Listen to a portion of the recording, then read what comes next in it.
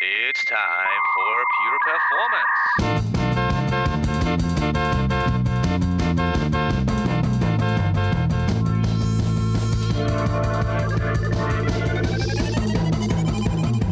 Get your stopwatches ready. It's time for Pure Performance with Andy Grabner and Brian Wilson.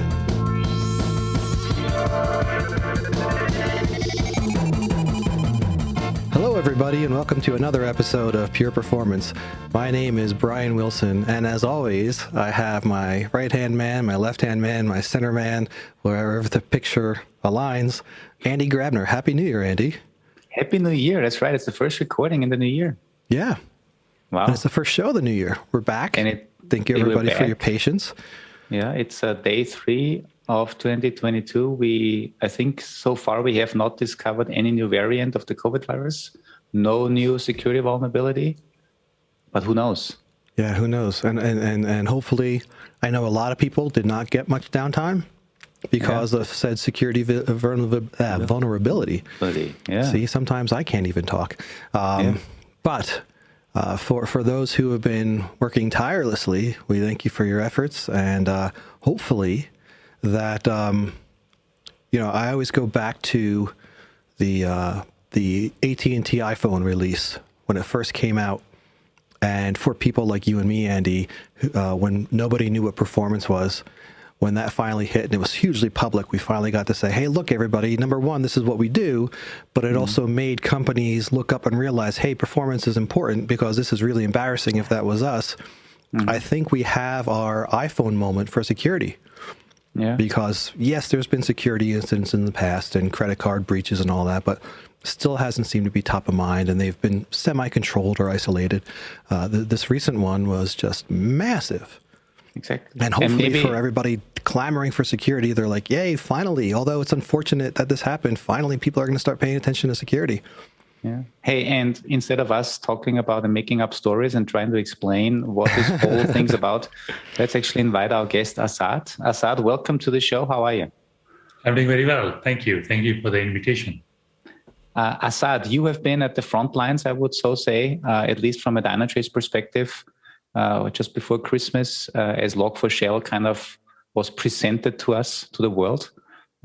Before we go into the topic, can you quickly, for the listeners that have never heard about you, just quickly explain what you do at Dynatrace and also a little bit of a background, and then let's jump into Log4Shell. Sure. I've been with Dynatrace now for 12 years, and I run a specialized sales engineering team within Dynatrace. And few of us in my team are part of the SWAT team for the application security offering that Dynatrace has. So for the last 1 year, we have been involved with a lot of customer discussions, showcasing our application security offering, enabling it in customers that are interested in looking at it. And as you know, on December 9th, when Log4Shell vulnerability hit, everybody was clamoring to figure out whether they were affected or not. So as Brian said at the call, a very busy 10, 15 days for the SWAT team in Dynatrace that had been helping with connecting with the customers and so on. Yeah. So, and I think this is actually a fascinating thing, right? Security vulnerabilities, there's obviously different types of vulnerabilities, I guess. But I think the biggest question for most of our customers, as you just say, is, are we actually impacted by this? Meaning, are we using that piece of software, that particular version of Log4j, and are these systems that are using it also exposed to the internet? And that's why I think answering these questions was very critical for us. Now, can you, before we go into a little bit how AppSec works at Dynatrace, can you give us first a little background on the vulnerability? I know there's a lot of stuff written out there about how Log4Shell works and the vulnerabilities, but in a nutshell, can you, for maybe somebody that has never, kind of dig deeper into the actual vulnerability, explain how the vulnerability works and why it was important to, fix it as fast as possible? Absolutely. So Log4j is one of the primary library that is used in Java for logging. So even when I used to first start writing Java a long time back, Log4j was there and is still there today, widely used. Now, there are different versions of Log4j. It's an open source library.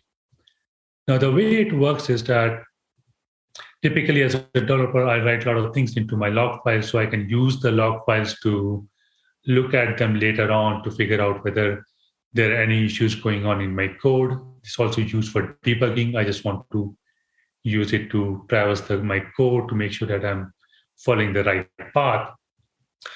But the problem with Log4j library is that it puts a lot of trust on the content that is written to the log file.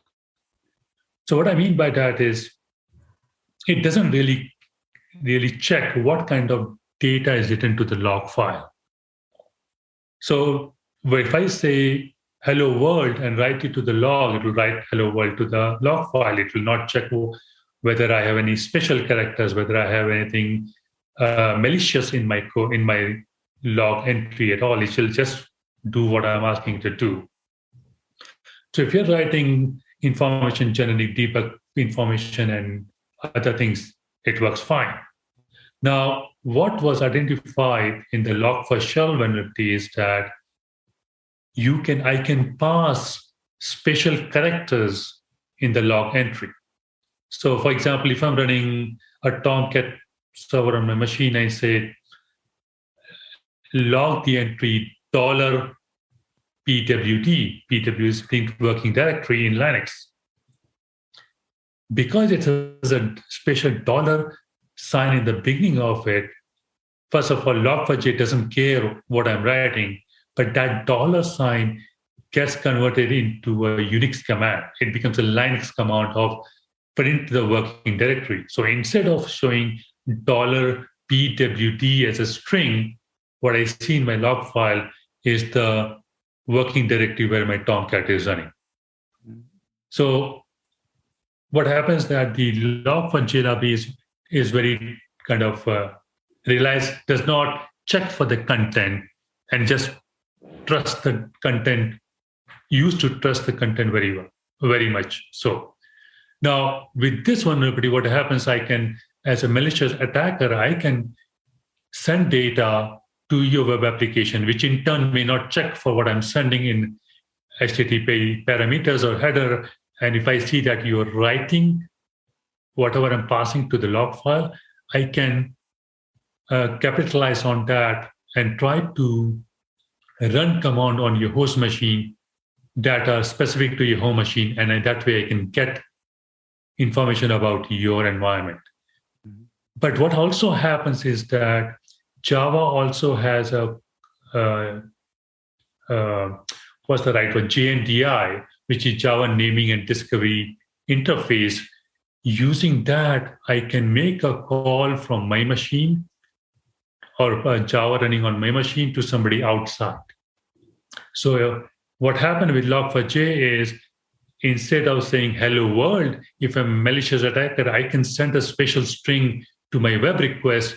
You as a developer can get that data and you try to write whatever query parameters or headers that I'm passing to you, you write to the log file. The log is written, the log data is the data is written to the log file, but before it is written, I can pass JNDI kind of request through your web request, which will force the Log4j to make a call to outside world and download stuff from there. So I basically think about this way. If you're running a vulnerable Log4Shell vulnerabilities in your Java code, I can download like Bitcoin mining on your host machine and start running that process on your host machine.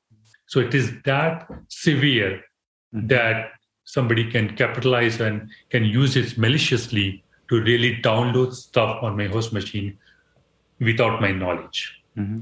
So can I wanted to ask a question because I'm confused as the way that the logs would work. I mean, maybe I'm a novice thinking here, but I would have assumed that all the log would do is like pass the literal string as a string, but it sounds like it's being parsed and processed as it's being written instead of just dumping the data. Was that always the intention of these logging functions? And was that something that was useful for developers to be able to, like, was there a good use case that it was being parsed that developers can then do something like include a directory, the working directory in the log without having to specify it via the code? Or was this just something nobody thought of, in advance that, hey, it's being parsed, maybe it can be exploited? No, so nobody thought about that. So it was, if I'm a developer and if I really want to write my working directory into log file, I would use Java programming language to get the current working directory, take that literal string, and then my intention would be to write that string to the log file and not use the special characters. But I gotta say, to counter that, with my developer background, I feel like this is a very convenient feature, because then I can just write in some magic characters and all of a sudden my log gets formatted in a way that I like it. So I think, I'm not sure what the initial intention was with it, but if I knew about this capability, I, maybe as a developer that doesn't have any bad intentions, I would love to use that feature. But obviously now we know that with power comes responsibility, and also with power comes the power of the potential of abuse as well. And I think this is exactly what happened here. But Asad, let me ask you one question. That means this will only work if I can access, let's say, a website, and I pass in parameters on the URL, and I know that this particular backend service, whether it's a Tomcat or whatever Java application, so whatever Java application, is actually taking my input and writing it out to the log. And this is obviously not by default. I mean, unless there are some certain settings in Tomcat that by default will log out every single request that comes in, and that might be the case. But in order to exploit that vulnerability, I also need to know that my input string will actually be written to Log4j. Yes, you're absolutely right. So you're absolutely right. So if you have a backend Tomcat server, and I, as a malicious attacker, send some arbitrary string or a malicious string to your Tomcat, and you don't do anything with it, you don't write it to the log file, nothing happens. Mm-hmm. Yeah. But as we know, though, with your scenario, Andy, I don't think the attackers are saying, well, do I know if this site works or this one doesn't? They're just going to try it, of course. As many people and not care where it hits and just hope to get one out of 15,000 hits or something, right? So, yeah. And for me, and again, correct me if I'm wrong, I'm a little naive here, but doesn't this sound like a little SQL injection vulnerability as well? It's very similar, right? With SQL injection, exactly. The thing was that, via the URL, you're passing in some SQL comments, and the application is then taking this one-to-one and passing it to your database. And in this case, it's just the same thing. Parameters are getting passed to Log4j, and if you are lucky and that application server runs Log4j with that vulnerability turned on, or with that version that has it on by default, then you might be lucky and actually get stuff executed on the target system. Yeah, exactly. Like in SQL injection, especially if you're not using prepared statement, then the SQL injection becomes a very powerful attack point, because I can delete your database, I can grab data from your database. So very similar. Exactly. Now, if we look back at the timeline from Log4Shell, you said December 9th was when it was initially detected. Can you quickly run us through now, at the time of the recording, it is January 3rd. What were some of the other significant time points in the last 3 weeks? Yeah, so what happened is that late December 9th and early December 10th is when this was discovered on GitHub. And then the open source databases updated their databases to immediately talk about the criticality of this issue. There's other company like Sneak, they updated their database on December 10th. And Dynatrace, because we use Sneak, we updated our database less than 5 minutes. So what happened is that it was called zero vulnerability issue, where the issue was found without a solution for it. And then 2.14 version of Log4j was the version, and anything below that was vulnerable to this particular vulnerability in Java. 2.15 came out to solve this issue. And then as I looked at it, 2.15 came out, and then a few days later, it was mentioned that 2.15 also has vulnerabilities. And then the recommendation came is that you should upgrade to 2.16 version of Log4J. And as we approached Christmas time, 2.17 became available because 2.16 has some other issue, has some other vulnerabilities in it. And last week, 2.17.1 version came out that is supposed to take care of all these issues. So we, as we interacted with customers during that time, we are seeing that customers, there were 3 CVEs that came out, one for 2.15, another for 2.16, another for 2.17. And we are seeing how our customers are tracking it, making sure that they are all passed upon all that. So that's the kind of the rough timeline from when it started to where we are right now. Mm-hmm.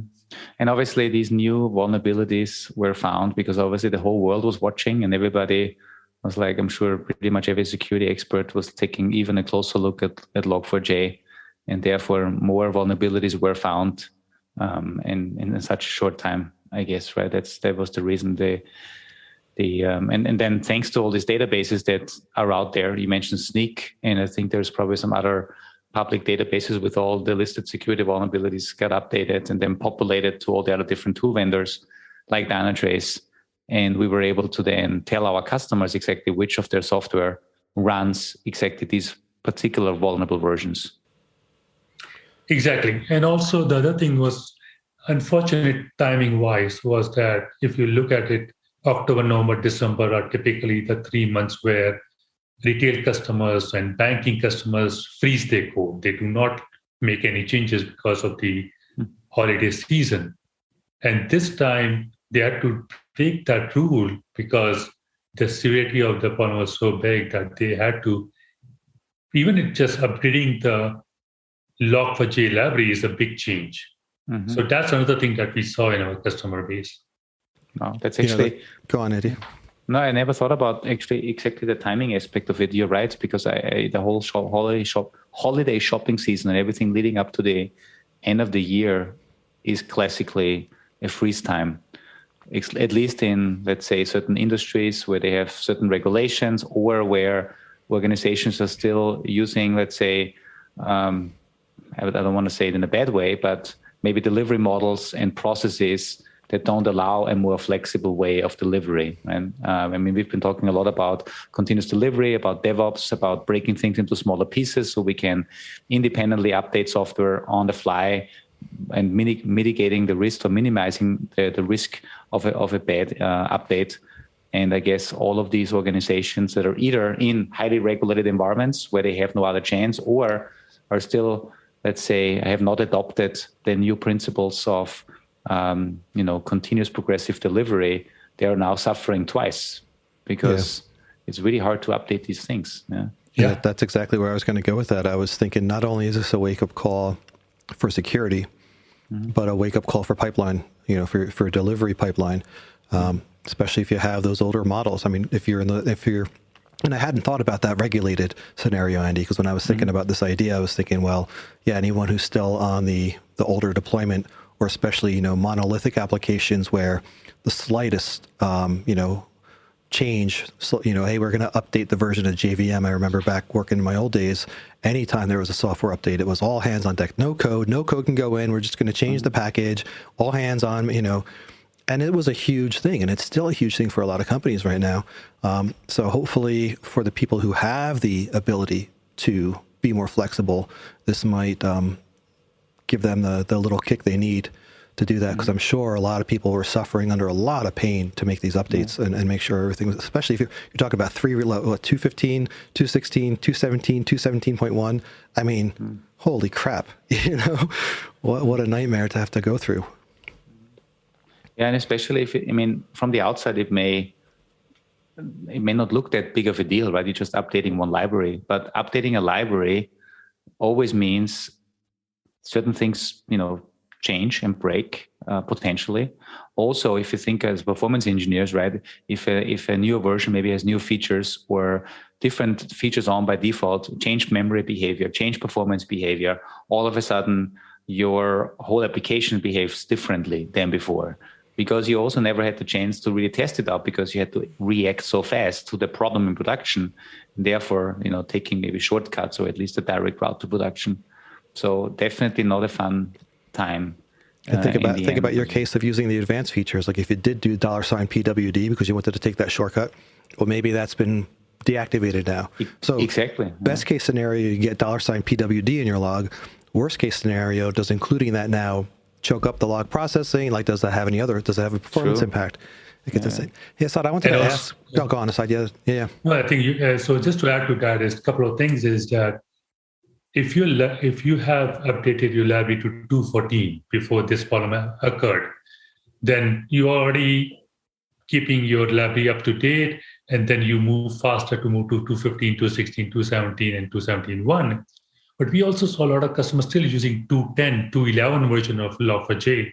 So going from 11 to 15 is a big jump, right? Mm-hmm. But you had to react.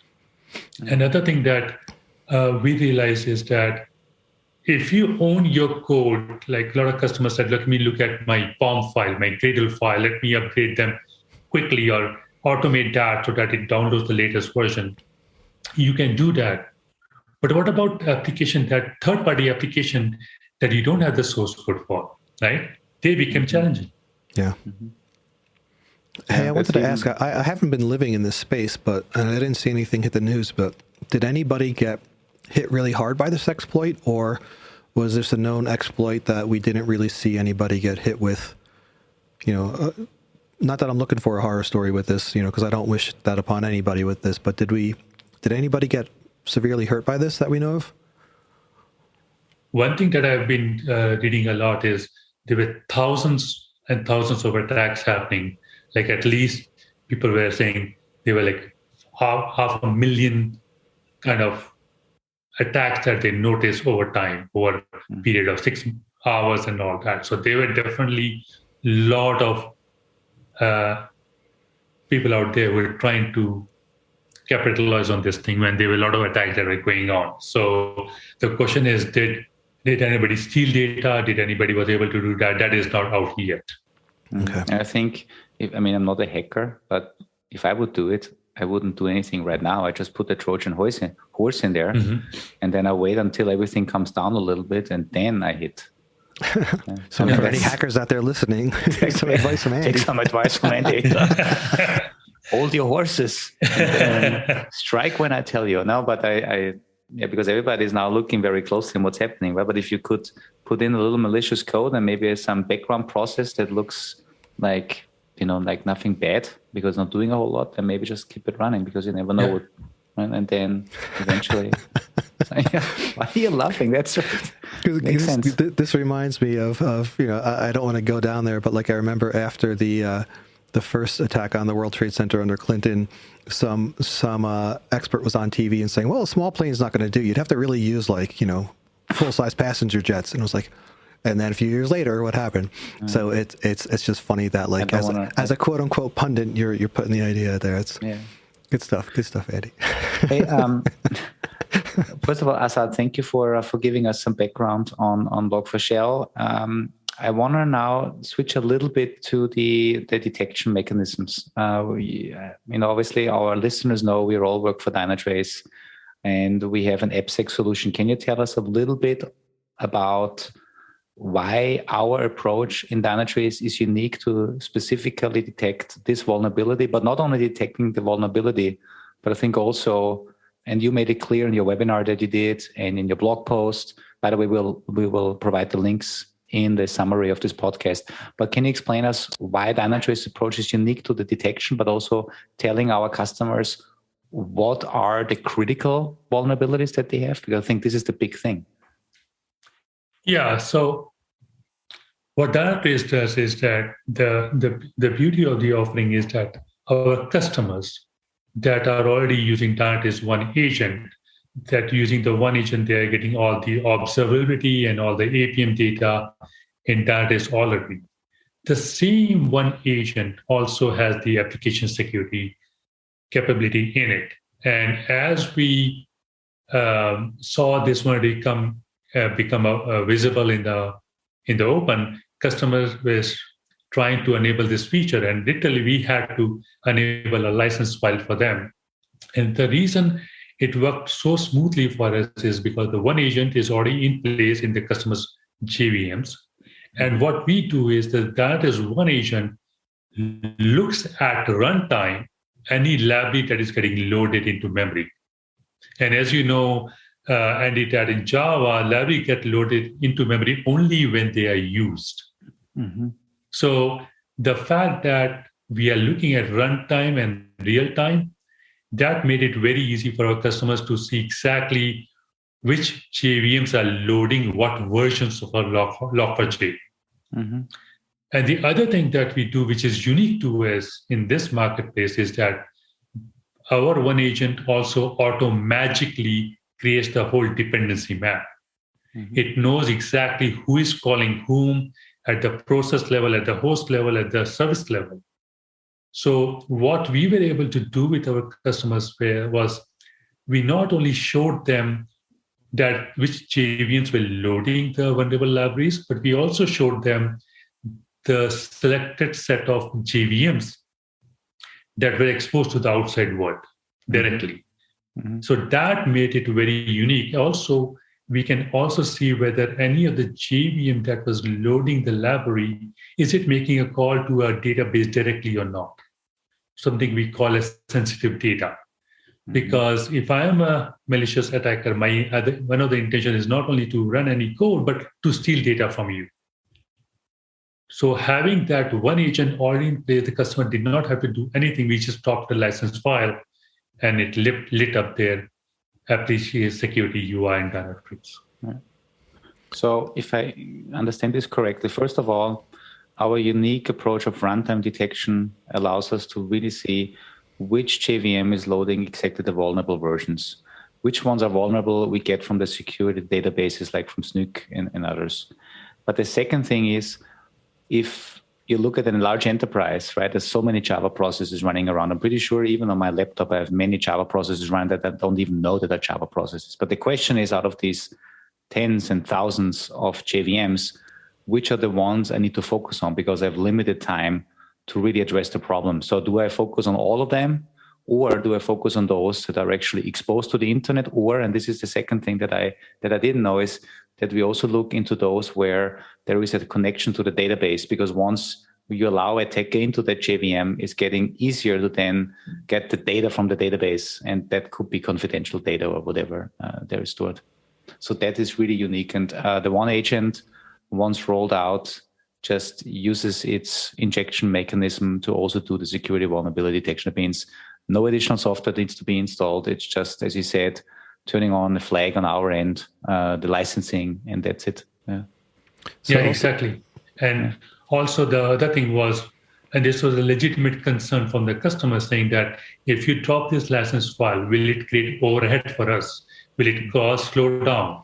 And as I said, one agent is already doing the work for observability and APM. So there's no additional overhead. And because of the criticality of this nature, customer, first of all, wanted to go and look at production environment. And we, because of our assurance, as well as we had already had customers that were running that as one agent with application security on in production. We had big airlines turning this on, retailers turning this on in production during the Christmas holidays, and there was no impact at all. That's cool. Yeah, and I wanted to go back to your example earlier, Andy, because I think I'm understanding this better now with, you talked about the data access, connecting to a database versus if it's somewhere in the middle. So back earlier, Andy, you mentioned the ideas if I know they're using the Log4j and I know they're using a specific header, I might be able to craft a custom message to it. But then there was the counterpoint we came up with of, I'm just going to blanket attack, right? So the more likely scenario, the blanket attack really fits in here, because if you're trying to access data, let's say you try to figure out a way to get SQL injection into the Log4j with some other way. Well, that would mean that next tier below that Tomcat instance would have to be the database. If it's not the database, it's going to do nothing. And the only way you can get it to do something would be as if you knew what the code was running on the back end to write an API call to the next tier, which would then pull something, but then it probably still wouldn't get back to. So it does make it like, I wouldn't say impossible. You'd have to have somebody on the inside to exploit that. But to your point, that knowledge of whether or not it's directly accessing the data is a huge differentiator for that way, because what hack is going to be something customized to a specific environment unless there's some conspiratorial attack specifically being done by Tom Cruise and his Mission Impossible crew to save the world, which is a whole different scenario. Yeah, I mean one vector of attack, obviously, I think Asad, you mentioned this in the very beginning, is downloading, let's say, Bitcoin miners or something like that, right? I mean, it's one thing is stealing data, one other thing is stealing compute, right? Resource power. I mean, that's obviously, that makes a lot of sense. Or you could think of that they are injecting, bots that will then just, send out whatever bots do, right? Send out emails, denial of service attacks. They become part of the bot network without people knowing it. And then the requests from these bots would come from trusted networks, potentially. Yeah. And that's obviously very dangerous. So, Asad, as today is January 3rd, as time of the recording, do you have any latest information on what's the current situation? Is the latest version of Log4j safe and sound, or is there still anything we can expect to come? Yeah, the 2.17.1 is the latest and the most stable version out there. And I have not seen any update about it being vulnerable. So it looks like 2.17.1. And also this, I think this is something that time will also tell how well it is well tested and all that. And also what happened is that we also saw in our customer bases, till Christmas, everybody was trying to update, and they updated to whatever version they could. And again, as you said, the processes that were exposed to the outside world, they kept more active eye on those JVM processes. And I'm seeing that now the customers are back from vacation, that they will not only upgrade to 2.17.1, but it will be a lot more holistic approach they will take to make sure that all the processes are up to date and to the latest version. Now, I know we had, with Log4Shell, there's this vulnerability where it's processing. I'm sure everyone else now is looking at log processors to see if anything is going on. And I guess we haven't heard anything about any other vulnerabilities, but I suppose there's always the potential, and hopefully we won't hear about any more. But has there been any, do we know if things like, .NET, Go, all these others have vetted come out and have other process vendors vetted their logging system to come out and say, yeah, we're clear, we're good? So I definitely looked at Log4.net because the name is similar and is, of course, for .NET. And nothing has come out for Log4.net. I think that is definitely much more safer. Nothing I have not heard from on the Golang stuff also, anything vulnerability there. But one thing that it was interesting as the team engaged with customers and enabled this feature in their production environment as well as non-production environment.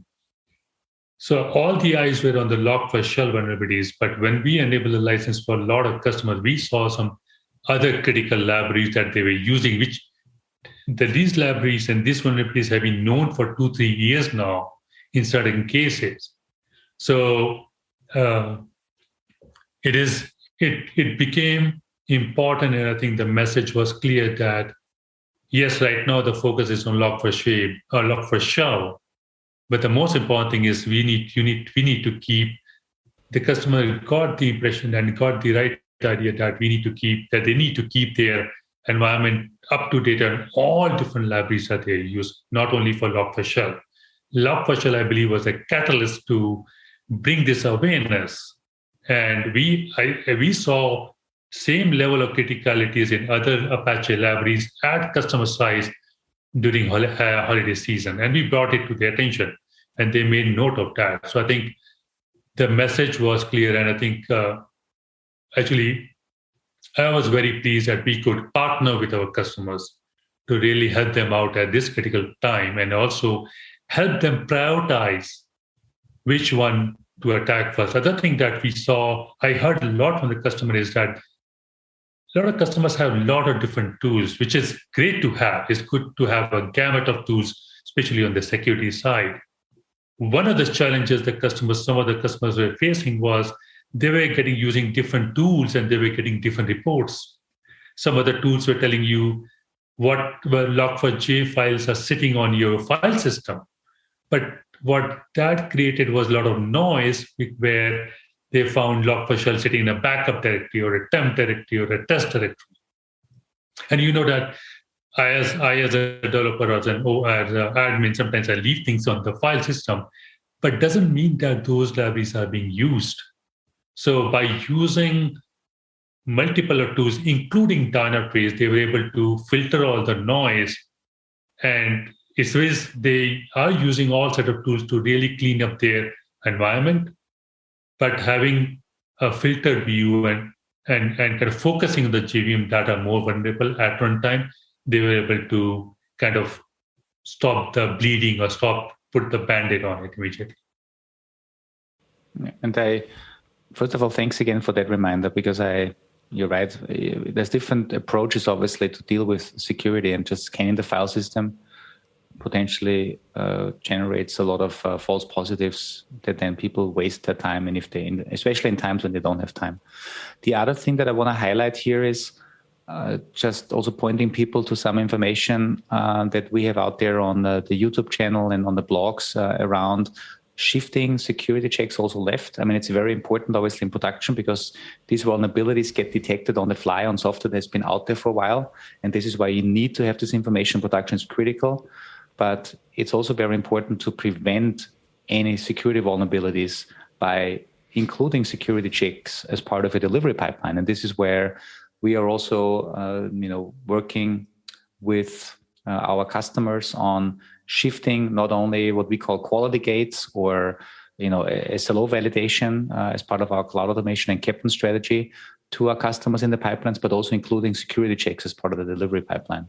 And because then if a developer makes, let's say, the knowing or unknowing mistake of including a vulnerable library, your pipeline can automatically say, stop, don't push this into production because this has a known vulnerability. So check this information out. Yeah, that's a great point, Andy, because other thing that happens with Dynatrace is because we are doing runtime and real time, we are able to catch it as the library gets loaded. One of the things that nothing related with Log4Shell, but over the last 1 year that I've engaged with the customers, one of the things that they find is tough to do on the CD pipeline is to have like a static code analyzing tool that looks for the libraries that are bundled in your source code.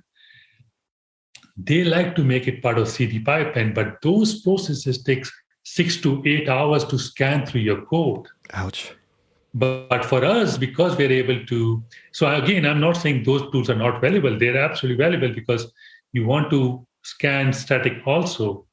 But as part of CD pipeline, if you can do it runtime, real time, and get answers quickly, you can stop your build immediately instead of waiting for 6 to 8 hours. Yeah, imagine what that would do to what was Amazon's pipeline every 3 seconds or something. That blows that out of the water if you're doing that. I mean, yeah, as you said, it's valuable and there's trade-offs, but wow, yeah. Asad, you mentioned an important point earlier, and I wanted to just bring this back to the regular person, right? Because a lot of what we talked about today so far has been about enterprise systems or commerce systems, whatever stuff that you're engaging with. But you mentioned the idea of people are running old libraries that have been updated years ago, and so it's important to keep on top of the latest. And like it or not, this is why we all need to continually update our own personal laptop operating systems and keep updating our phones and our phone apps, because yes, we know we had the issue in the past where Apple was bricking our phones because they were trying to sell more. But the real important piece of it, and hopefully they seem to have gotten away from that now pretty well, but it's really about getting the latest security patches. Half the time when you look at a release notes, most of the times it's like 90% security patches, right? So for the just for the average person, like keep updating your stuff.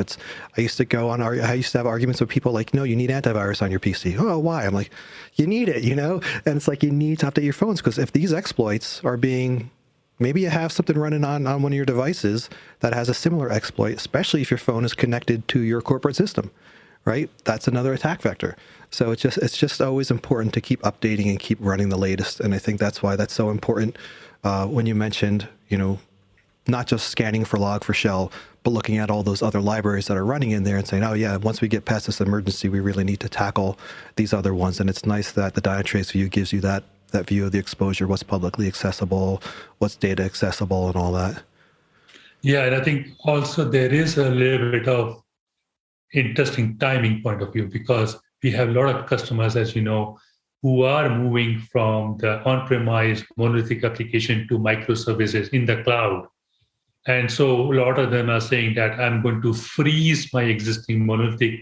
I don't want to make any changes to that. All the new functionalities are going to go into the cloud. But when something like Log4Shell comes around, you have no choice but to create your Log4j library, even for the monolithic application, because that's still running your business, it's still generating money for you. So, valid point that you raised, Brian, there, but a lot of customers are also choosing not to upgrade because they are already in a migration path towards the cloud. So it's interesting timing. Yeah. So, and also that means the saying never change your running system is also basically blown away, because you potentially have to change it and it's not under your control why you have to change it. Yeah, especially like for a very long time, I as a developer will like to use open source library because it just makes my life easier, but comes with a little bit of onus to make sure that you're on the latest and the greatest version. Mm-hmm. Right. Hey, Asad, thank you so much for the insights and for being there. I know you have been involved from hour zero pretty much. I saw you were getting out these blogs and the webinars and helping customers. And then I also talked with other colleagues within Dynatrace. They've all been very busy. So as the whole world, it's just doesn't go just for Dynatrace, but a lot of people around the world that keep us secure. Thank you so much. I would love to have you back in, let's say, a couple of weeks to see what's new. I think that's always interesting. I think, Brian, we should have security definitely as a standard topic on our show, because it is important, as important as performance. Exactly. And big shout out to not only you, Asad, but Daniel Carr and the entire security team. Mm-hmm. I know you've all been slammed, but also just even the developers who've been working on this thing without the knowledge that it would get such a spotlight. Right. So kudos to everybody out there from our teams who've been working on that and suffering through all this. Thank you, Asad, for being on. It's been amazing. Any final thoughts before we wrap up? No, first of all, thank you for having me on your podcast. Another thing is I'm keeping my eyes open. I think, again, just keeping an eye on keeping your libraries up to date is now becoming the default mantra now. And I hope that helps solve a lot of other issues besides Log4Shell. Awesome. Well, thank you for being on, and Happy New Year to everybody. If you have any topics, ideas that you want to contribute to the show, you can tweet us at pure_DT or send an email at pureperformance@dynatrace.com. Thanks as always for listening. We're glad to be back, and hopefully, I know we have 2 other good shows coming up after this. And Asad, we look forward to having you back on for the latest update. And thanks, everybody. Bye. Bye-bye. Thanks, guys.